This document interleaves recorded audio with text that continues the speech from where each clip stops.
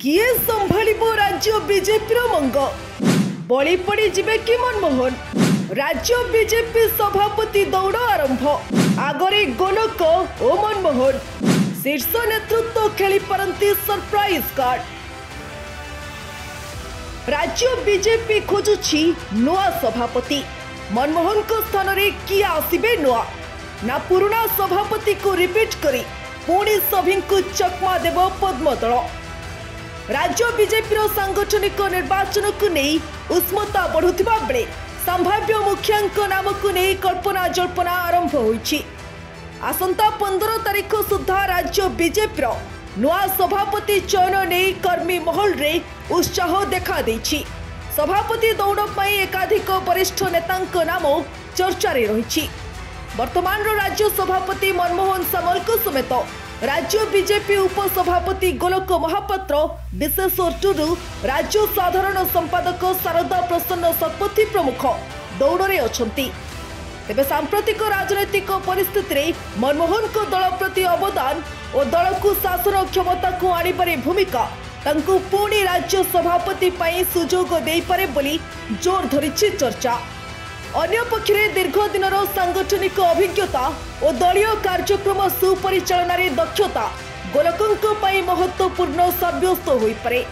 तेबे आगामी सप्ताह मध्यरे एने स्पष्ट चित्र मिलिबार थिले हे सभापति पद पई एही दुई नेतांक संभावना प्रायतः अधिक बोली राजनैतिक विशेषज्ञ माने मत रखुछंती।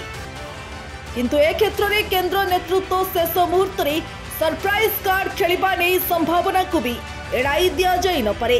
सूचना अनुसार वर्तमान राज्य बीजेपी मंडल सभापति निर्वाचन प्रक्रिया जारी रही। 5 तारीख सुधा शेष हेबो। 8 तारीख और 9 तारीख रे जिला सभापति पद पई आशायी नामांकन पत्र दाखल करिवे। 10 तारीख रे जिला बीजेपी सभापति निर्वाचन प्रक्रिया सरिबो। 15 तारीख सुधा राज्य बीजेपी को नुआ मुखिया मिलिबार यथेष्ट संभावना रही। एथिपाई बीजेपी शीर्ष नेतृत्व बिहार सांसद डॉक्टर संजय जायसवाल को ओडिशा रे निर्वाचन अधिकारी भावे नियुक्त करिसेंती। मिलिथिबा सूचना अनुसार चलित मास शेष सुधा सरकार को पक्षरु विभिन्न निगम बोर्ड अध्यक्ष तथा उपदेष्टा पदवी रे नियुक्ति दियाजिबो। एहापरे मंत्रिमंडल संप्रसारण और विभाग अदल बदलर मध्य कार्यक्रम रही। राज्य बीजेपी सरकार को 7 मास पूरिबा को जाउथिबा बेले निगम नियुक्ति रे अहेतुक विलंबता को नहीं दलीय महल रे असंतोष देखा देछि। निगम पदवी हातेइबाकू दलीय नेतांक मध्य रे चकापंचा लागी रहितिबा बेले समान भावे मंत्रिमंडल रे स्थान पाइबा पई आशायी निज निज स्तर रे लॉबी जारी रखिछंती, जहाँ राज्य बीजेपी सभापति एक प्रमुख आह्वान पलटिछि। जो नेता यह समस्या को सफलतार सह समाधान करिबार क्षमता एवं दक्षता रखुथिबे सभापति नियुक्ति रे तांकु प्राथमिकता मिलिबो बोली कुहा जाउछि। तृणमूल स्तर रे दल को सशक्त करबा सहित सांगठनिक स्तर रे उपयुक्त नेतृत्व पई दलर शीर्ष नेतृत्व गुरुत्व दैछंती। अन्य पक्षरे आगामी पौर और पंचायत निर्वाचन रे दलर प्रदर्शन किपरि प्रभावशाली होई परिबो सेने सांगठनिक स्तर रे रणकौशल प्रस्तुति आरंभ होईछि।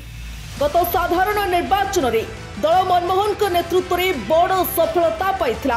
तेबे निजे मनमोहन हारि जाइथिबारु शीर्ष नेतृत्व तांकु सरकार रे कौनसी बड़ भूमिका देई पारि नाहंती। दलीय सूत्ररु मिलिथिबा सूचना अनुसार तांकु राज्य योजना बोर्ड उपाध्यक्ष परि गुरुत्वपूर्ण पदवी दियाजिबाकू चिंता करा जाइथिले मध्य मनमोहन से पाई राजी नुहंती बोली आलोचना हेउछि। दीर्घ दिन धरी राज्य बीजेपी संगठन रे काम करिथिबा गोलकंकर दलर सबु गोष्ठींको सह सुसंपर्क एवं ग्रहणीयता रही। विशेषकर दलर एक प्रभावशाली गोष्ठी तांको पाई लॉबी करुथिबा बेले आरएसएस मध्य गोलकंक नाम रे असहमत थिबा जणा पड़िछि। तेणु मनमोहन को सह गोलक मध्य सभापति दौड़े सर्वाग्रे थिबा कुहा जाउछि। अपरपक्षरे पूर्वतन केंद्र मंत्री विशेषरु नाम सभापति रेस रे सामिल होइथिले मध्य सांगठनिक दक्षता और कर्मी महल रे ग्रहणीयता तांको पाई बाधक साजिछि बोली राजनीतिक महल रे आलोचना हेउछि। सेहिपरि दौड़े बीजेपी राज्य साधारण संपादक शारदा प्रशंसक पथी कंधमाल सांसद सुकांत पाणिग्राही नाम शुणा मिलुछि। ब्यूरो रिपोर्ट, ओडिशा हलचल।